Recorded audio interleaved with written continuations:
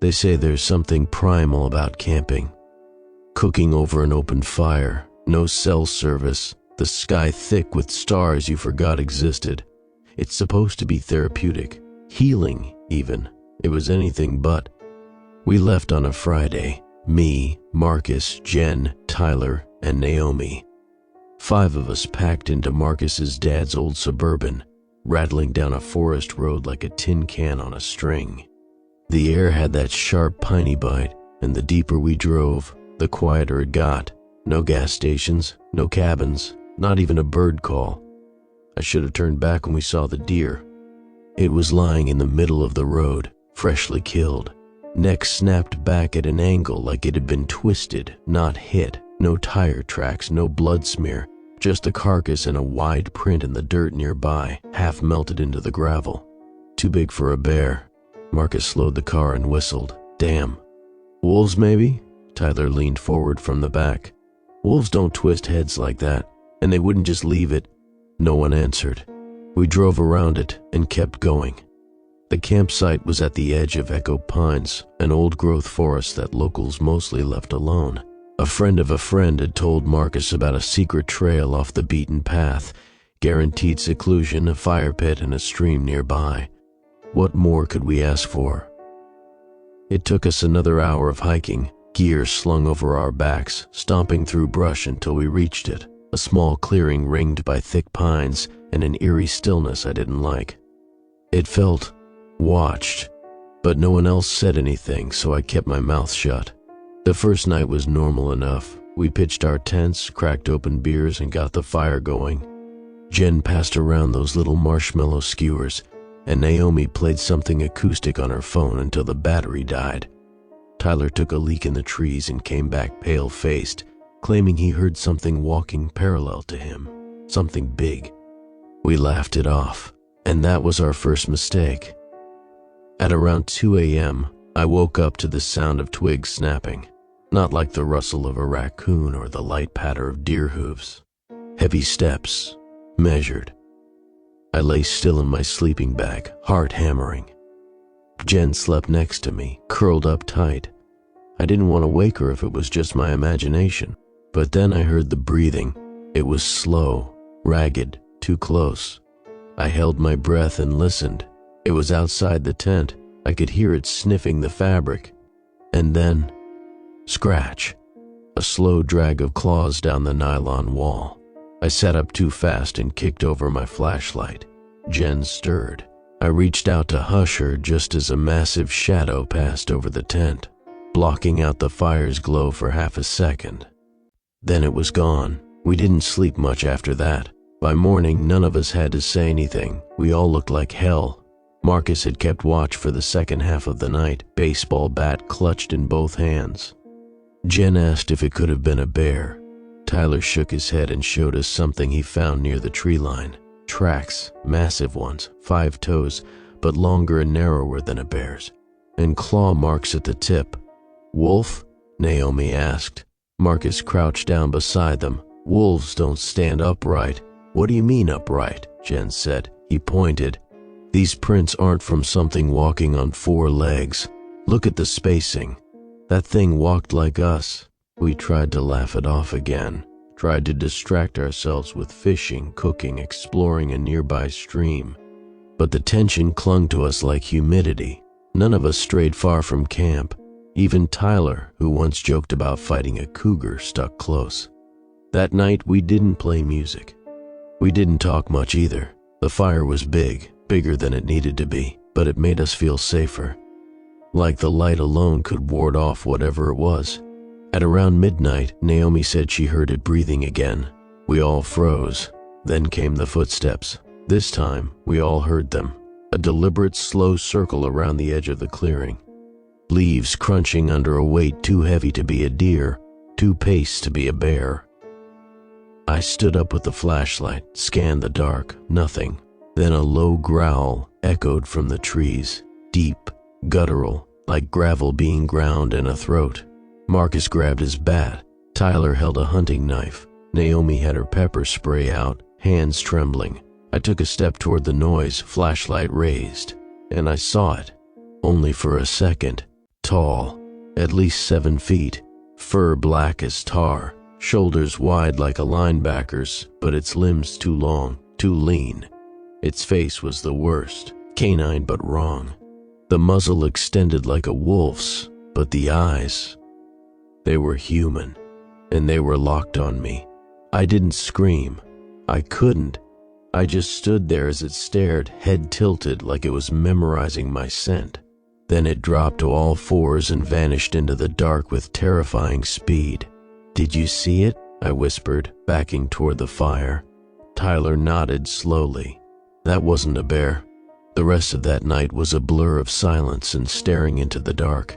None of us went back to our tents. We sat around the fire until dawn, jumping at every crack of a twig or gust of wind. The flames popped and hissed as if they were straining to hold something back. When morning finally came, the woods didn't feel any safer.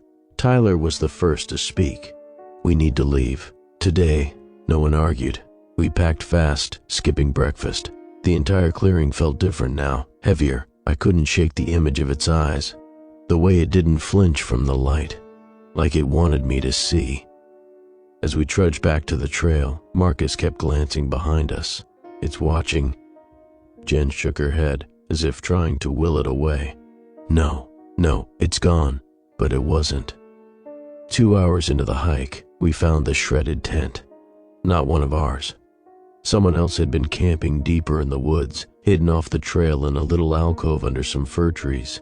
A moldy pack sat nearby, torn open. The fabric was soaked with something dark. A water bottle lay a few feet away, cracked in half like someone had tried to use it as a weapon. No sign of the person, just a mess of claw marks. "Jesus," Naomi whispered. Marcus stepped closer. "This looks fresh. Yesterday, maybe." There was a dragging trail leading away from the site. Something, or someone, had been hauled off through the underbrush. The footprints were smeared, but they were the same ones we saw near our camp, bipedal, clawed. "Keep moving," Tyler said, eyes hard. "Don't stop." We hiked until our legs burned, only pausing when the sun was overhead and we couldn't ignore the exhaustion anymore. We ate in silence, chewing energy bars like cardboard.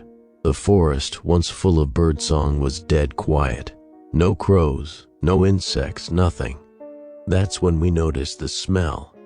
Like copper and rot, it got stronger the farther we went. We didn't find the source until the trail ended. What should have led us back to the car now opened into a shallow ravine. The path we'd taken was gone. Trees uprooted, dirt shifted, rocks moved. It was like the forest had been chewed up and spit back out. No, this isn't right," Marcus said, looking around wildly. "This was the trail. I remember this bend." Tyler checked his phone for the 50th time. No signal. The compass app spun in circles. Jen pulled out a crumpled paper map, but it didn't show the side trail we'd taken. "We're not lost," Marcus insisted, more to himself than to us. "The Suburban is that way." He pointed west. Naomi hesitated. "How do you know?" He didn't answer. We followed anyway.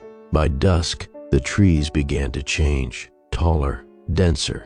The underbrush grew thick and tangled. At one point, Naomi's foot slipped into a burrow hidden beneath fallen leaves, and we had to stop and help her limp along. That's when we saw the tree. It was massive, twice as wide as any we'd passed, and covered in long claw marks deep enough to leave scars in the bark. Something had sharpened its claws here.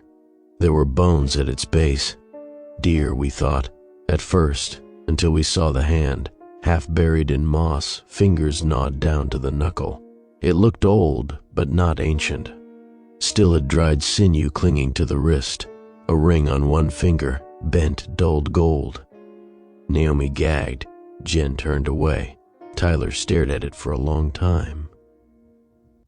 We're not the first. That night, we didn't build a fire. We made a cold camp near a rocky outcrop, backs to the stone, watching the woods. The moon overhead was pale and distant, and the shadows crawled longer than they should have. It started howling at midnight, not far, a deep, drawn-out wail that echoed across the trees, not like a coyote or a wolf. No vibrato, just rage, hunger. It called again at 12:37, and again, closer, at 1:11. We didn't sleep. Tyler clutched the knife. Marcus had his bat. I held a rock in both hands, like that would matter. At 2:15, the growl came back. It circled, closer than before. Branches snapped. Something large pushed through the woods, just out of sight, and then it stopped. Dead quiet. We held our breath. Then, a scream, far off, high-pitched, female. Naomi stood halfway up before Tyler yanked her down. It's not real, don't move. But what if someone... It's bait. The scream came again, closer this time. I saw something move through the trees, low to the ground, fast, like a shadow in motion, circling us. We backed tighter against the rock wall, trying to find any defensible position. It was hard to see. The moonlight barely pierced the canopy. Then came the smell again. Blood, wet fur, sweat. It was near, then silence. It didn't attack that night. Maybe it wanted us afraid. Maybe it was playing with us. In the morning, we found the tracks again, same as before, but now there were more of them. It had circled us at least a dozen times, watching. We moved on, deeper into unfamiliar woods.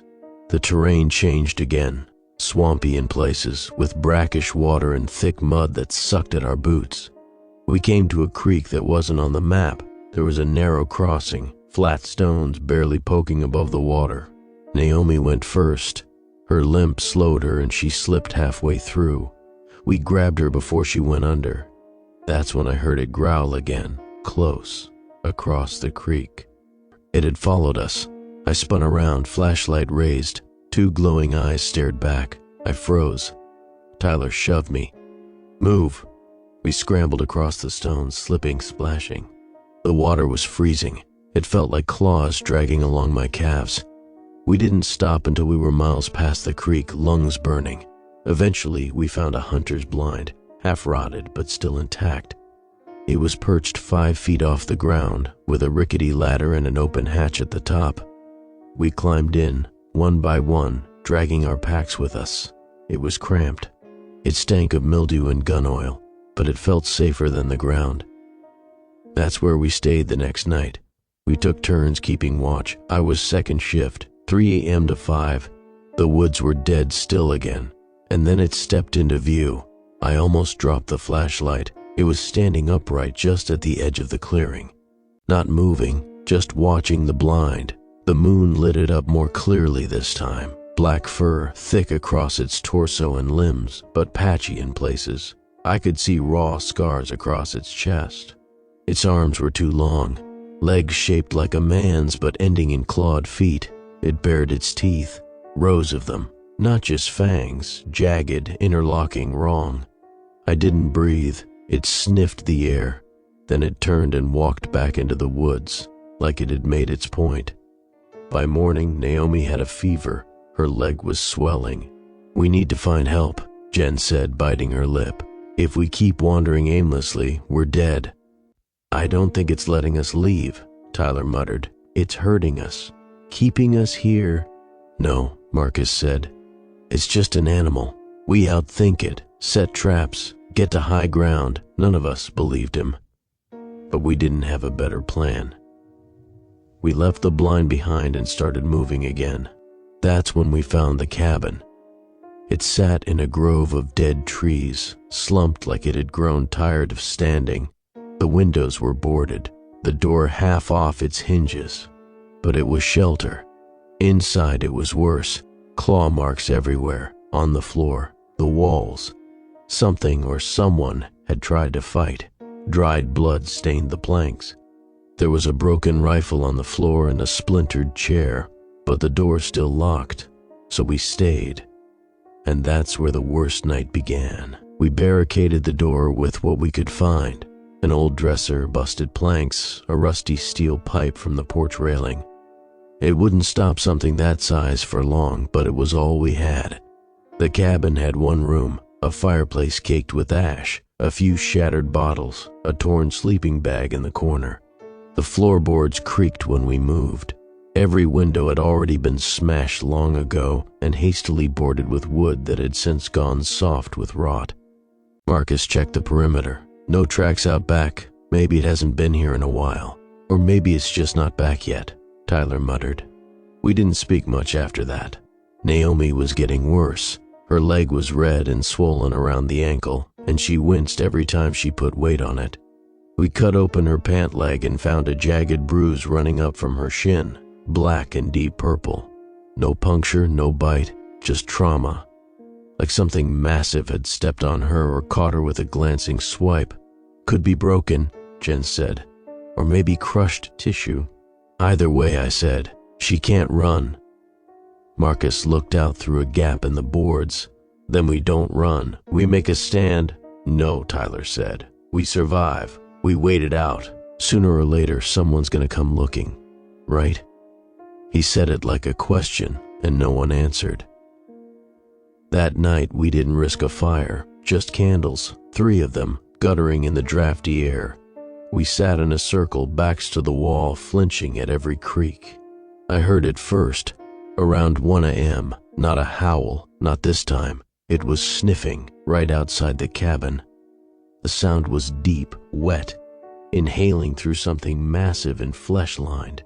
Then I heard claws, just the light tick-tick of something testing the porch. The floorboards groaned under its weight. We held our breath. A heavy shape moved past the front windows. Something scraped against the outer wall, maybe a shoulder. Then came the soft tap of claws against the wood.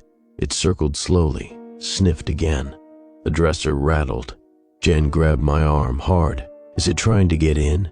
I nodded, but then it stopped, not out of fear. It simply lost interest, like a lion sniffing at a cage it knows won't open, yet. The boards flexed as it leaned against them. Then it moved off, its weight crunching through the brush beyond the cabin. The rest of the night was spent in terrified silence. None of us slept. Naomi drifted in and out, mumbling feverishly. At first light, Marcus and I went outside to look for tracks. We found them, all around the cabin. It had paced us like a shark, not once, not twice, but over and over through the night, just beyond the reach of the weak candlelight. Worse, there were 2 sets now. Don't say anything, Marcus muttered. The others can't handle that yet. I nodded, but it didn't matter, because that afternoon Tyler disappeared. He'd gone to relieve himself near the tree line, no more than 50 feet from the door. We let him go alone. Stupid, but we were tired. Fraying at the edges, he never came back. We shouted his name, again and again, nothing. Marcus wanted to go after him. Jen said no. I sided with Jen. Naomi was too out of it to weigh in. Then we heard it.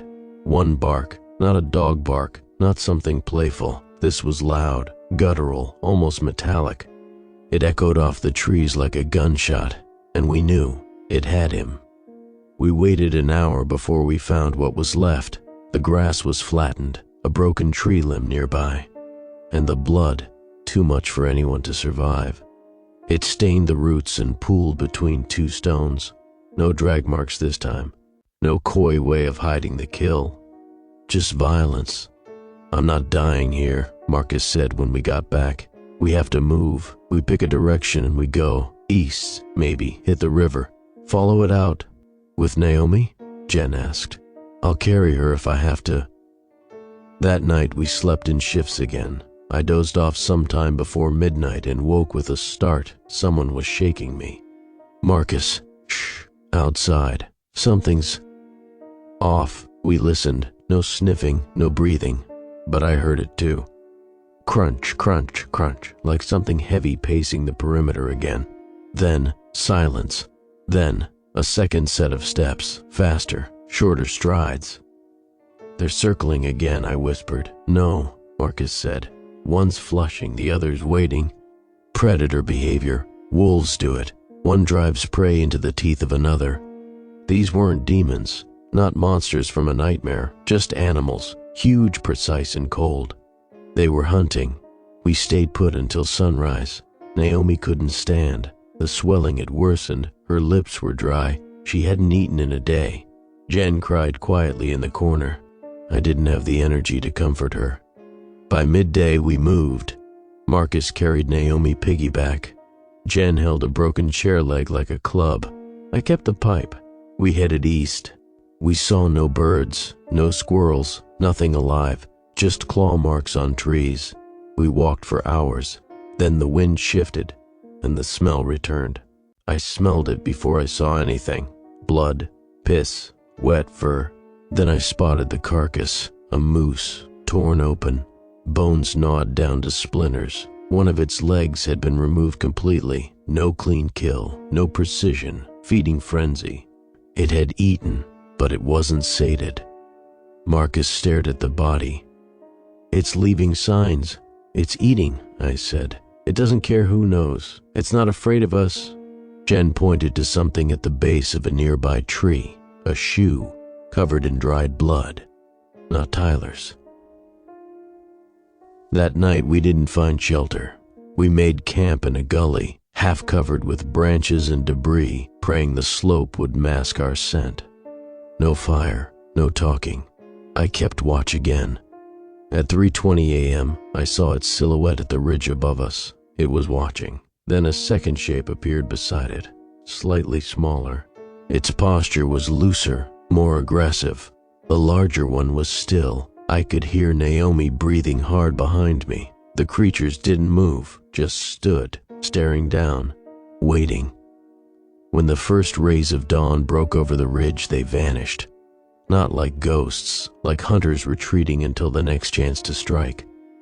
We couldn't do this much longer. Naomi was nearly unresponsive. Marcus's arms were shaking from carrying her. Jen was stumbling on every root and stone. Then we heard the water, a river, real, wide, flowing hard.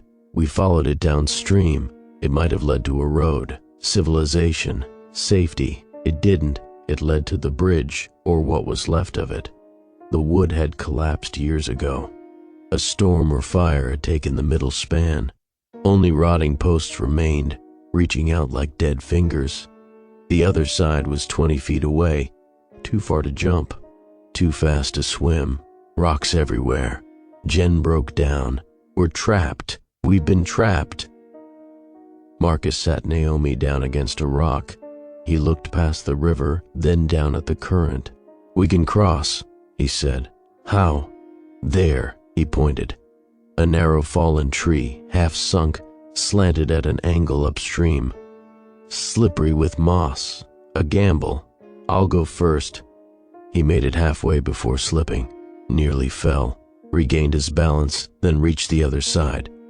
Come on, he shouted. I helped Jen get Naomi up. She was barely conscious.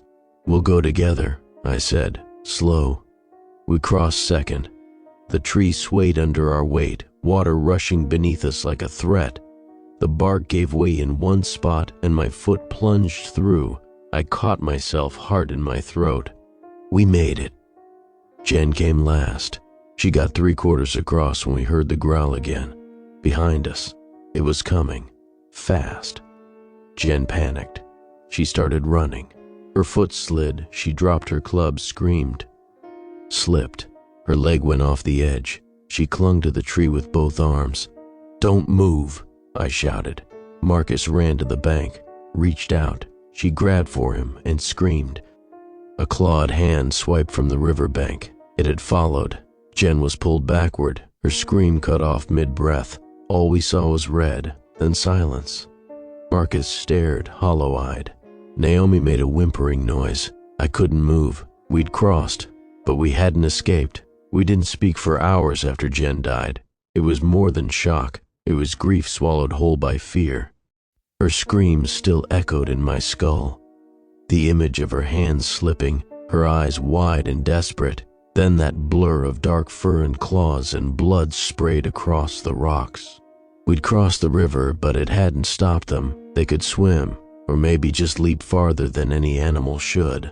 Marcus had gone silent. He carried Naomi again, not even looking back once. I trailed behind them, pipe in hand, scanning the trees constantly. Every shadow looked like teeth, every gust of wind like a growl. It was almost evening when we found the ranger tower. It rose above the tree line like a skeletal finger, metal scaffolding, rusted narrow stairs winding upward to a small box with shattered windows and a radio antenna that hung limply. Marcus grunted. "We'll see farther from up there, maybe even get a signal." I stared up the staircase. "And if they follow us up?" He didn't answer. We climbed anyway. Naomi barely stirred. She burned with fever, her head rolling against Marcus's shoulder as he staggered up each flight. At the top, the trapdoor stuck. Took both of us to force it open. Inside was dust and decay.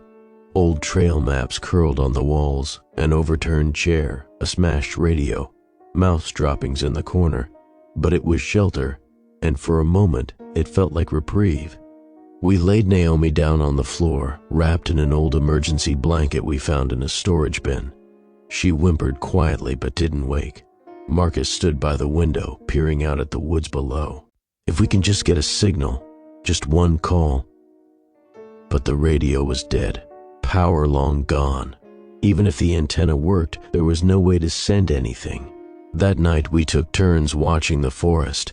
From that height, we could see farther, past the river, across the ravine, miles of tree canopy rippling in the wind. It looked peaceful. But then the trees moved, not with the wind, with something big pushing through them. I was on watch when I saw the first one step out of the tree line.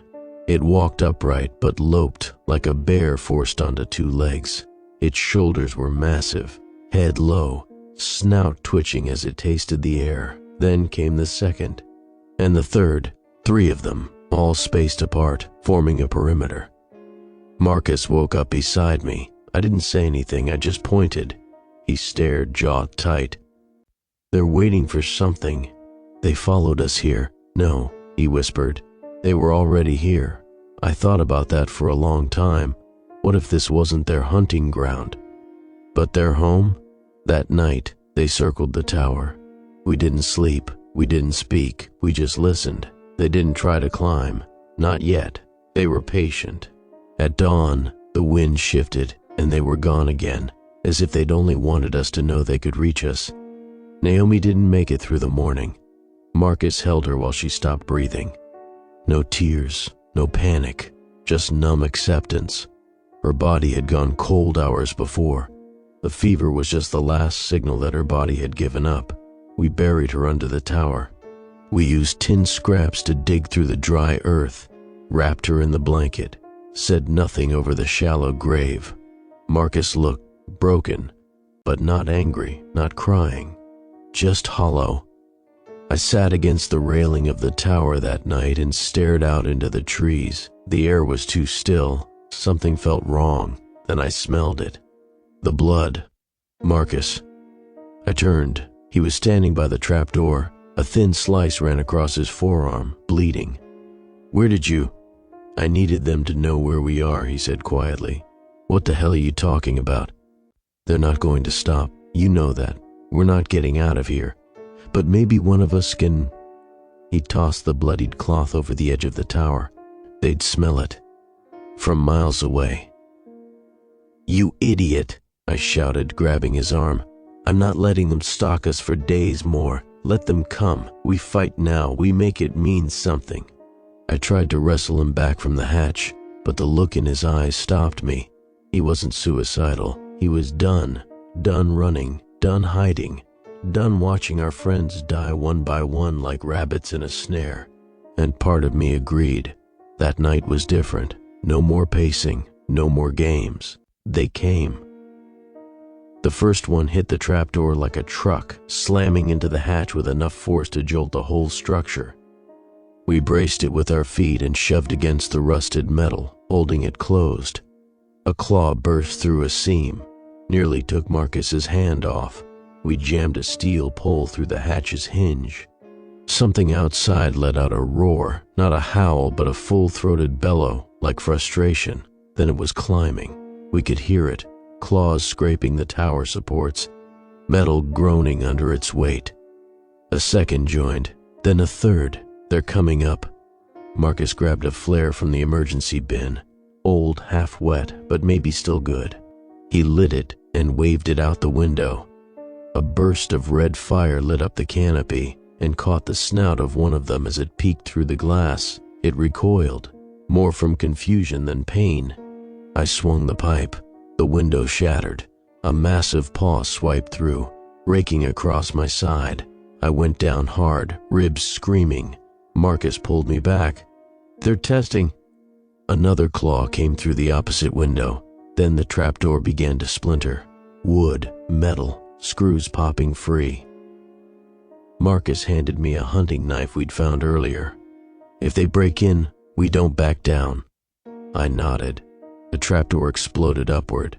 A massive black furred head burst through. It shoved a shoulder in, trying to squeeze up through a space too small for it. Marcus charged. He drove the flare into its face. It screamed, a deep, awful sound like steam roaring through a clogged pipe. The creature thrashed, banging its head against the frame. One claw caught Marcus's leg and tore flesh away. He fell. The creature retreated, just for a second, enough for me to drag Marcus back and slam the trapdoor shut again. We shoved everything we had over it, and then we waited. Morning came. They were gone again. Marcus was bleeding bad. His leg was torn open to the bone. We wrapped it, but the damage was done. We both knew what it meant. "I'll slow you down," he said.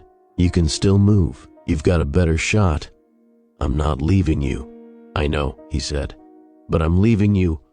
He gripped my shoulder. "When I go, they'll follow the blood. You get out." It was a stupid plan, but it was the only one. He waited until sundown. Then he opened the hatch and crawled halfway down. He didn't say anything, just started walking. No weapon, no sound. Just a man moving through the forest with blood in his wake. I waited an hour. Then I ran. I don't remember most of it. The woods blurred around me. Branches whipped my face. I ran through cold streams, stumbled over roots, followed the light. The trees thinned. And then I saw it, a ranger station, not abandoned, a real one. Smoke from the chimney, a radio antenna, a green truck parked out front. I collapsed at the steps. They took me in, treated the wound on my side, fed me, asked what happened. I told them what I could. Not everything, just enough. They said search parties would go back in, but they didn't find anything. No tower, no trail, no Marcus, no creatures, just forest and claw marks. They kept me at the station for 2 nights. It was a single-story outpost nestled beside an old gravel fire road, surrounded by pine. Clean, quiet, staffed by 2 rangers, O'Hara and Keegan, both older, probably in their 50s. Their eyes narrowed when I told them how far in we'd been. "Echo Pines?" O'Hara asked. I nodded. He exchanged a glance with Keegan, then said nothing else, but I saw it. The flicker of unease, like he recognized the name from a nightmare he didn't want to revisit. I was bandaged and fed.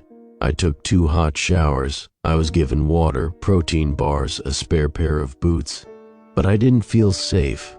Not really, because Marcus's sacrifice haunted me. And because I knew, deep in my gut, that I hadn't escaped them, I'd only gotten ahead.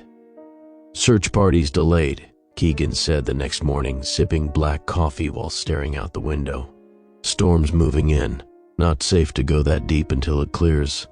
I asked him if anyone had ever gone missing near Echo Pines before. He didn't answer. Instead, he said, "You said the creatures were like wolves, but larger, walking upright." I hesitated. Sometimes upright, sometimes on all 4s. They're not human. They're not just wolves either. Teeth, too many eyes. I met his gaze. Like animals, no hatred, no emotion, just hunger. He nodded, almost too quickly, like he knew. That night I woke up in the station's back room, heart racing. Something had triggered me, a sound, a smell. I wasn't sure. I crept to the window. The sky was bruised purple, storm clouds rolling in.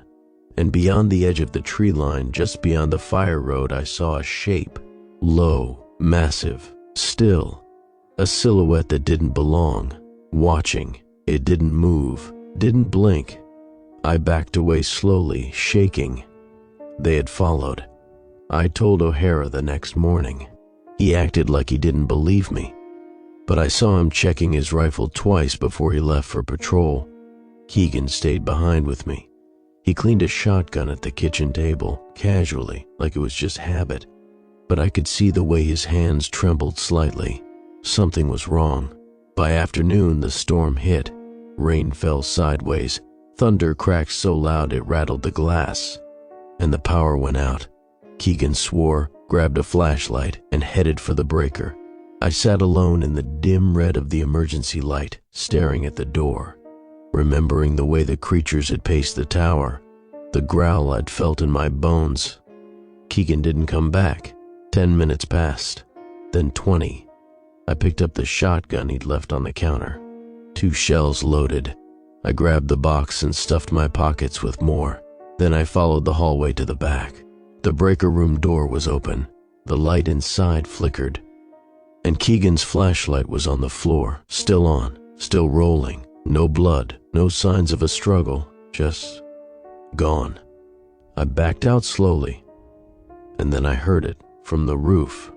Something heavy landed above me, not like a branch in the wind, not thunder, a thud, a wet, muscular impact. Then came the claws, scraping slowly across the shingles, testing weight, tracking movement.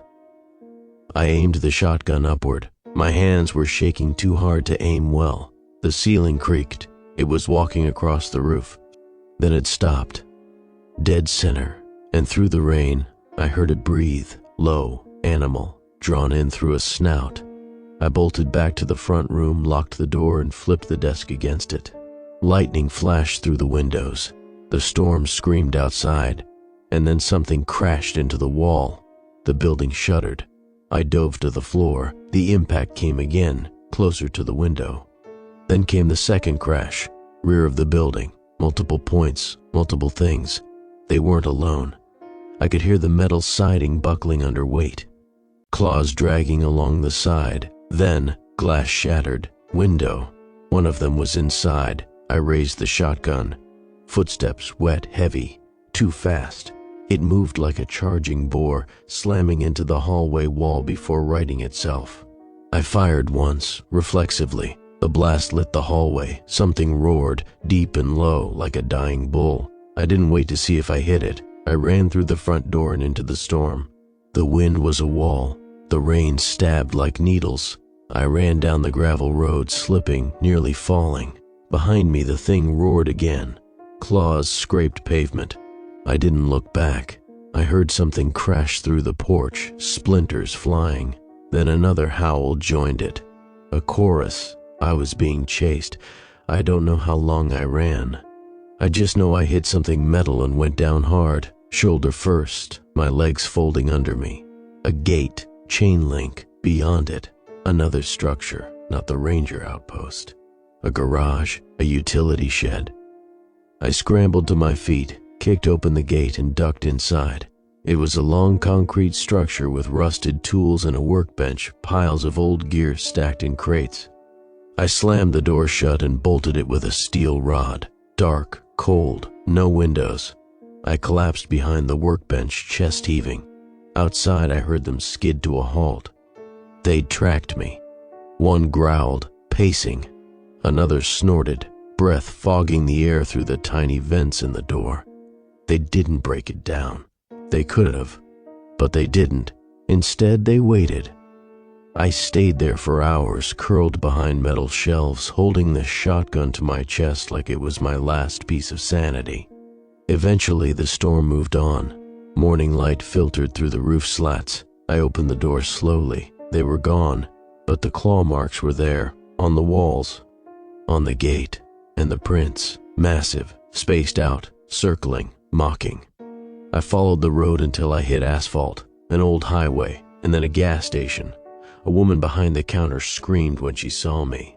Bloodied, mud-caked, wild-eyed. But I was alive. The gas station clerk didn't believe me, of course. I must have looked like hell. Shirt torn, arms scratched, face bruised, shotgun slung awkwardly over my shoulder like I didn't even know it was there. I remember how she stammered when she called for help. I remember the way she watched the door after every thunderclap, as if whatever I was running from might follow me right in. Sheriff's deputies arrived 20 minutes later. They took my name, tried to get a timeline.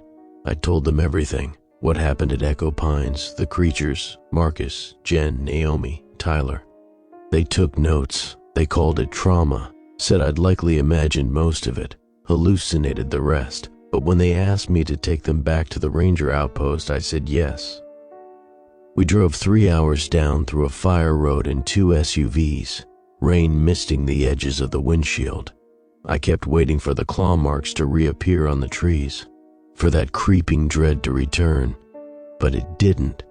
And when we arrived, the station was still standing, no blood, no broken windows, no ruined trapdoor, just a quiet, undisturbed structure tucked between 2 hills. "Looks like no one's been here for months," one deputy said. "But Keegan, he disappeared. The power went out. Something was on the roof. We'll file a report. There's a storm coming back through tonight. No sense chasing ghosts in it." Ghosts, right. They didn't find any signs of Keegan or O'Hara. No claw marks, no tracks, no scent of rot. It was like they'd never been there at all. We went back to town. They sent me to a hospital, then to a psychologist. The papers called it forest psychosis, PTSD from extreme wilderness trauma. They let me out after 4 days and told me not to go back into the woods without supervision. I didn't argue, but I didn't forget, because the dreams started immediately. Not visions or metaphors, memories, flesh tearing, bone cracking, eyes in the dark that blinked sideways like crocodiles. The low huff of breath behind me just before something charged. In the dreams, Marcus always looks back at me. He always says, "Run." I moved to a small apartment just outside the city. No trees nearby, no nature trails. I worked nights at a convenience store, tried to stay in lighted places, but paranoia eats at you because you start to see things. Movement across the street when nothing's there. A streak of black fur on the sidewalk, gone before you blink. A low sound coming through your bedroom vent. Almost like breathing. I told myself I was paranoid, but I still bought a second lock for the door, and a third. 3 weeks passed before I saw one again. It was just after 3 a.m. I was walking home from the store. The sidewalk was slick with drizzle, and the air was heavy with the smell of wet concrete. Something made me look back. It stood under the streetlight, 30 yards behind me. No sound, no motion, just there. Shoulders hunched, muscles twitching, black fur soaked in rain, eyes reflecting gold. It didn't chase me, it didn't roar, it just watched. I turned and ran. When I looked back again, it was gone, but I knew what I'd seen. They weren't confined to the woods. They could come out. They could find you. I didn't go back to work after that. Didn't leave the apartment for days. Then the scratching started. From inside the walls, just a whisper at first, then deeper. I tore open the drywall in the living room. Nothing. But that night, the vent above my bed creaked, and something long and black pressed against the slats. A snout.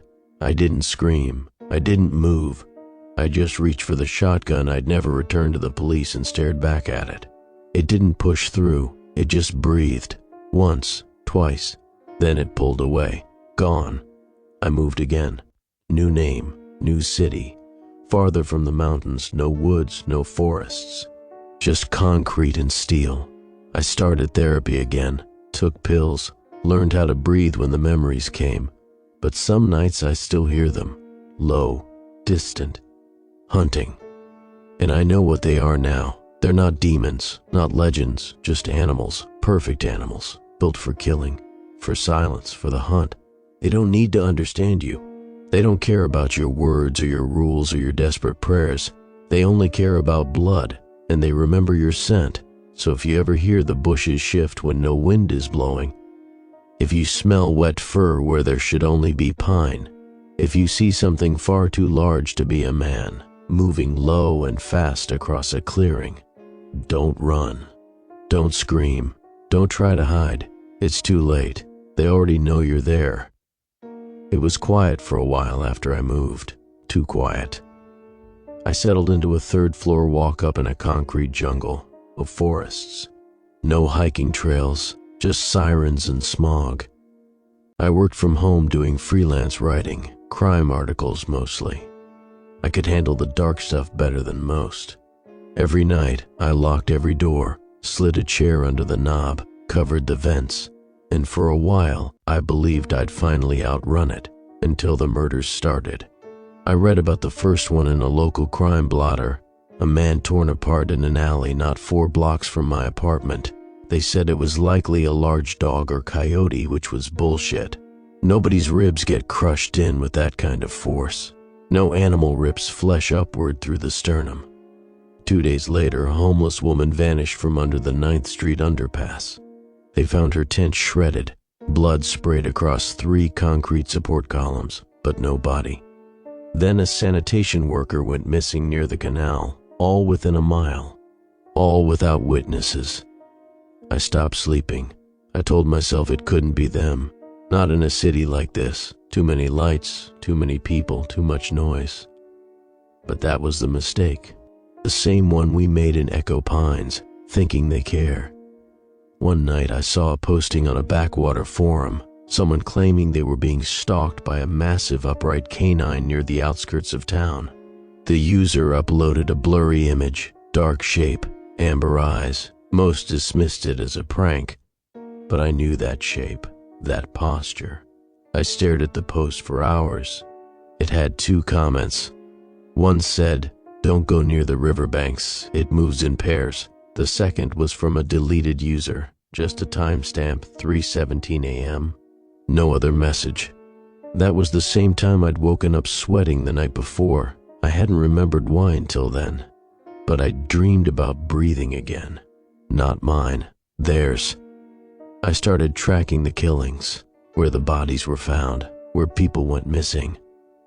I built a map in my room with pins and red string, like some deranged conspiracy theorist. But there was a pattern. They were moving inward. At first I thought it was random, just a hunting range, but it wasn't. They were circling, narrowing in, on me. I felt it before I saw it, like static behind my eyes, like the weight of something watching from just out of frame. Then came the knock. 3 sharp taps. Not on the door, on the wall. 3rd floor, no balcony, no ledge, just concrete. I stood frozen in my apartment, shotgun in hand. Another knock, slower this time. Tap, tap, tap. I didn't look out the window. I didn't move. Eventually, the knocking stopped, but in the morning there were claw marks on the brick outside. Long, deliberate, vertical slashes, 4 of them, deep enough to gouge the stone. They'd been here, up 3 stories, just to remind me. I tried to warn people, posted online, called local stations. No one believed me. The closest I got was a journalist named Hayden. He ran an independent true crime podcast and emailed me after one of my anonymous tips. He wanted to meet, said he believed in the truth behind the killings. I agreed. We met at a diner near the river's edge. Broad daylight, lots of people. Hayden was mid-30s, wore glasses, bit his nails constantly. He slid into the booth across from me like he expected to be followed. "Is it true?" he asked. "What you said in the message, that you saw one up close?" I nodded. "More than one." He was quiet for a long time. Then he reached into his coat and pulled out a Polaroid. Dark forest, blurred figure, too much fur, too tall, teeth glinting. "I found this on a body 3 years ago," he said. Hiker went missing in Oregon. They found his camera in a creek, half smashed. Only one shot was intact. I studied the photo. It was the same, exactly the same. Same head shape, same posture, same impossible, merciless form. He leaned in. "You're not crazy, and you're not alone. They've been seen in at least 7 states over the last 2 decades, always near wilderness borders, always where urban lights fade. Why? Territory, migration, I don't know, but they're spreading, and they're adapting." He swallowed hard. One of them tracked me once when I was recording an episode near Black Rock Trail. My audio recorder caught it. It didn't growl, it didn't scream, it just moved, heavy, fast. Then it circled. I left camp that night and never went back. I asked him what he wanted from me. He looked me dead in the eyes. I wanted to catch one. I nearly walked out, but he stopped me. "I'm not suicidal," he said. "I have motion-triggered cameras, sound detectors, infrared. I'm not going in blind. They don't walk into traps." He nodded. "They don't, but they do come for blood." I didn't answer. He already knew the rest. That night, we made a plan, not to kill it, not to catch it alive, just to prove it existed. We set up on the outskirts, an abandoned rail yard near the forested fringe of the city. Concrete platforms, rusted water towers, miles of woods beyond the fence. We baited the center with deer meat Hayden bought from a butcher. Then we waited in a makeshift observation van across the street. Cameras rolling, audio capturing every whisper. 11:45 p.m., nothing. 12:30 a.m., wind picked up. 1:10 a.m., movement on the monitors. Far corner, something passed in front of camera 3. No sound, just a shadow. Then came the breathing. The shotgun mic caught it first. Slow inhales, wet exhales. Right outside camera 1. It didn't go for the meat. It looked at the camera. Not curiosity, just a pause. Then a snort, and it turned. 115 mm. The van rocked. Just once. Hayden and I stared at each other. Another thump. Then silence. I raised the shotgun. Hayden mouthed, "Wait." The third thump never came. Instead, we heard footsteps on the roof. Heavy, deliberate.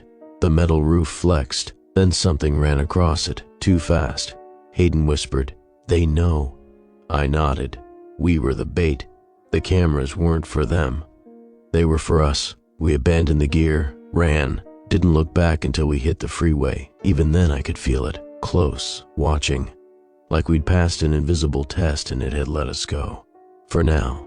Hayden never posted the episode. He disappeared a week later. His apartment door was still locked from the inside. No sign of forced entry, but his blood was everywhere. And the wall by the window had 3 claw marks, deep, gouged through plaster into brick. The police ruled it a wild animal attack in a locked 3rd-floor apartment. Right. I don't know why I've been spared this long. Maybe they like the chase. Maybe they don't see me as a threat. Or maybe they're waiting for the right moment. But I've accepted something now. They're not ghosts. They're not legends. They are predators. Big, fast, relentless, and the world isn't ready to believe in them. Which is why I wrote this. Not to convince anyone, not to warn the world, but to tell you, if you've seen them too, if you've ever walked a forest trail and felt something behind you that vanished the moment you turned, if you've ever found claw marks too deep for dogs and too deliberate for bears, you're not crazy. You've been hunted, like I was, and one day, they'll finish the job. I left the city after Hayden died. Not immediately. At first I told myself I'd be next, that I'd wake up with something clawing through my ribs, that I'd see those eyes one last time, amber and empty, shining through my bedroom window. But nothing happened. No knocks, no growls, no claw marks on the walls. It was worse than if they had come, because now I knew what they were capable of, and I knew they were still out there, waiting. So I drove, no destination in mind. Just highways, back roads, long stretches of silence. I kept moving until the gas gauge pushed empty and my eyes stung too much to drive farther. I stopped at a town I didn't know the name of, just a sprawl of sagging buildings near the edge of some mountain range. Appalachian maybe, maybe not. It didn't matter. I found a motel with flickering vacancy lights and paid cash for a room. I slept with the shotgun under the bed. No dreams that night, no breathing behind the vents, just silence. When I woke, I stared at the ceiling for an hour before sitting up. It was raining outside. the kind that didn't wash anything away, just made it feel older. I decided it was time. If they were going to kill me, I didn't want it to be in a dingy motel bed with my face half buried in a pillow. I wanted to see it coming.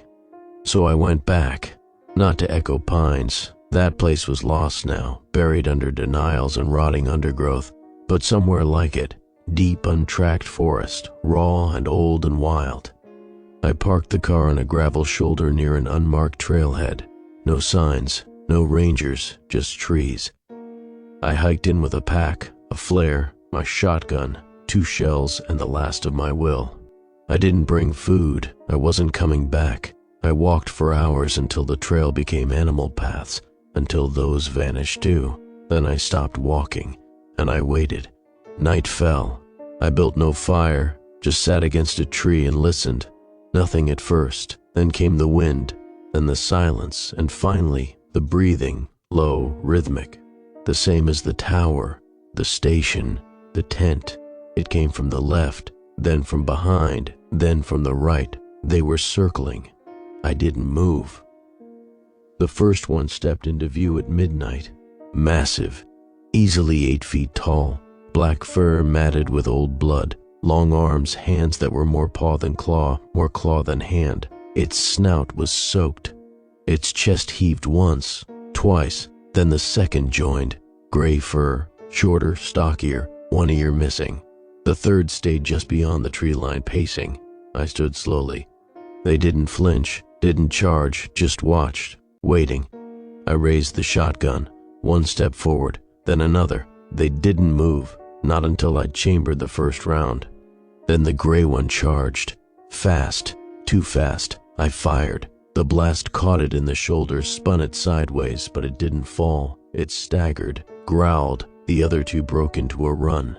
I fired the second shot, hit nothing.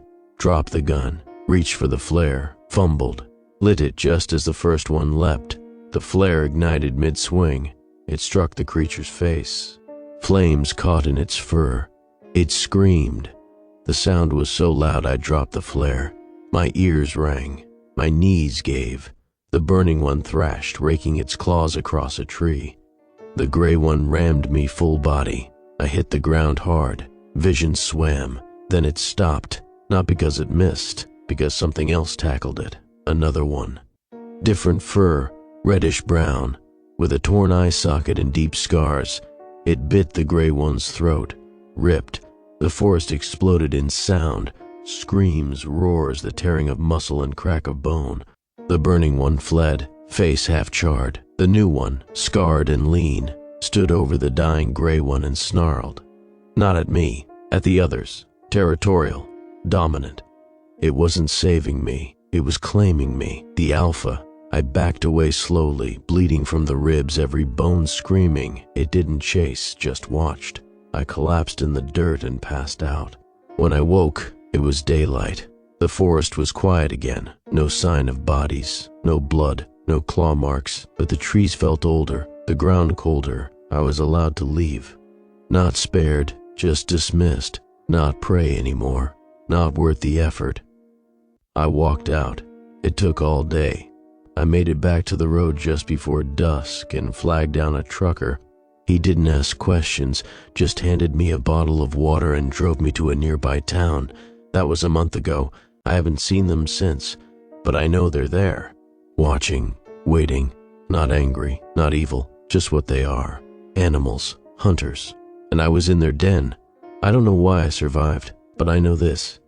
If you ever find yourself deep in the woods and the air gets too still, if the birds go silent, if your instincts scream to run but your legs lock up, then you've stepped into their territory. And if you're lucky, they'll ignore you. But if you smell blood in the wind, run, even if you don't think you can make it, because when they hunt, they don't stop. I didn't tell the trucker anything. Not about the scars under my ribs, not about the flare burns on my wrist, not about the massive bite wound on my backpack strap or the clawed hairs in the leg of my jeans. He wouldn't have believed me anyway, just another drifter from the woods, sunken eyes and twitchy hands. Happens all the time in towns like these. He dropped me at a clinic on the edge of a gas station parking lot. It smelled like antiseptic and diesel. The nurse asked if I'd been in a fight with a bear. I told her yes, that was easier. They stitched me up, gave me antibiotics, wrapped my ribs, told me I was lucky. I laughed until I nearly passed out from the pain. After they discharged me, I didn't go home. I didn't even go back to the motel. I walked through town, then past it, until it turned into highway again. I knew I couldn't go back to the life I had before, not with what I'd seen, not with what I knew. Because the worst part wasn't that they were real. The worst part was that no one cared. They'll never send in a real investigation. No task force, no headlines, no manhunts. What are they going to say? 8-foot wolves are eating people in the woods. They'd rather call it a meth lab gone wrong, a bear, a missing hiker who slipped down a ravine. People want explanations, even wrong ones, as long as they can close the file. But some things don't get filed. Some things just wait. I stayed off the grid after that. Worked for cash, changed my name, moved from town to town, learned to sleep light, never more than a few hours at a time. Never near tree lines, never near silence. And every now and then, I hear something. A guttural echo in a parking garage, a wet sniff at the crack beneath a door. Once in a crowded bus station, I swear I saw a massive print in the muddy tile by the janitor's closet. Too wide for a man, too narrow for a bear, gone before anyone else noticed. The question isn't if they're out there, it's how many. How long until they push closer? Until cities like mine stop getting lucky. They're not waiting for a war. They don't need one. They just need you to step off the path, one wrong turn, one poorly lit trail. And they'll take you, not out of malice, not even out of hunger, because that's just what they do. They hunt, and they're perfect at it. I had a dream last night. First one in a while. I was in Echo Pines again. But it was burned. The trees were stumps. The soil was blackened. The sky glowed orange. And in the center of it all stood one of them. Larger than any I'd seen before, covered in ash, eyes dim and gray. It didn't move, didn't growl. It just watched me, and I realized something. It wasn't dead. It was waiting. Because the forest doesn't burn, it just sleeps, and they don't die, they just hunt again. They found another body last week, hundreds of miles from where I left the woods. A young hiker, torn open like a sack, missing limbs, no defensive wounds. They blamed a mountain lion, said it was aggressive behavior, territory confusion. They said the same thing 10 years ago in Oregon, and 5 years ago in Colorado, and again just outside a little town in Pennsylvania. The same pattern, the same damage, the same silence. I keep the clippings in a file. They all say the same thing, no further danger to the public, but I know better because I hear it sometimes. In the wind, in the pipes, in the cracks of silence between city sounds, that low, deep breath, the kind only something with a chest wider than your shoulders could make. They never left, and they never will. So if you ever find yourself alone in the dark, and the world feels too quiet, don't turn around, don't breathe too loud, and for God's sake, don't run. Because if they're behind you, it's already over.